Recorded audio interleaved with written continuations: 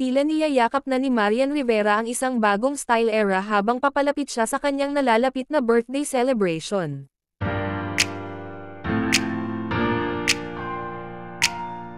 Kamakailan ay nag-photoshoot ang kapuso actress kasama ang sikat na fashion photographer na si Mark Nicdao, sa oras ng kanyang ika-39 na kaarawan na magaganap ngayong Sabado ika-12 ng Agosto taong 2023. Ibinahagi niya ang mga larawang ito sa kanyang Instagram noong ika-9 ng Agosto taong 2023. #Leo Season, isinulat niya sa caption ng kanyang post. Para sa photoshoot na ito, umalis si Marian mula sa kanyang tipikal na dainty at floral dresses, pumili ng mas matapang na aesthetic sa pamamagitan ng pagsusuot ng denim-on-denim ensemble mula sa French luxury fashion house na Chanel. Kumpiyansa na isinuot ni Marian ang jacket at iniwang hubad ang kanyang midsection sa ilalim. Kasalukuyang hindi available sa telexurycloset.com, ang isang medium-sized na bersyon ng jacket na ito ay nagkakahalaga ng $3,585 United States dollars, humigit kumulang 201,168 Philippine pesos and 69 centavos.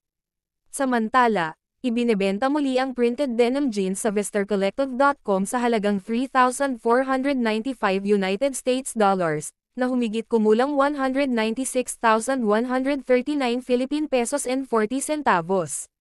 Dinagdagan ni Marian ang kanyang denim-on-denim outfit na may golden brass na B-shoes chain belt ng Schiaparelli, na nagkakahalaga ng €3,400, nakatumbas ng 210,206 Philippine pesos and 57 centavos.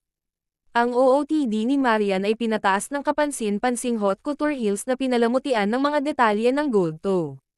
Nagdebo ang mga high-heeled na sandals na ito bilang bahagi ng French luxury fashion house Schiaparelli's Spring/Summer 2022 haute couture collection. Ang mga sandals na ito ay ang parehong pares na isinuot ng Oscars 2023 Best Actress na si Michelle Yeoh para sa kanyang editorial fashion feature sa issue noong Setyembre taong 2022 ng US edition ng Town & Country magazine. Ang bagong hitsura ni Marian ay pinagsama-sama ng Studio Point 24, isang stylist collective na binubuo nina Maita Bello, Melville Tsai, Shark Tunnel, Patrick Plano, at Vincent Corosa.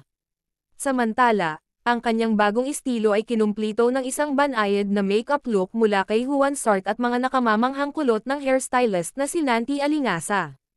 Kung mga katseka, anong masasabi nyo tungkol dito, mag-comment lang sa baba and don't forget to subscribe.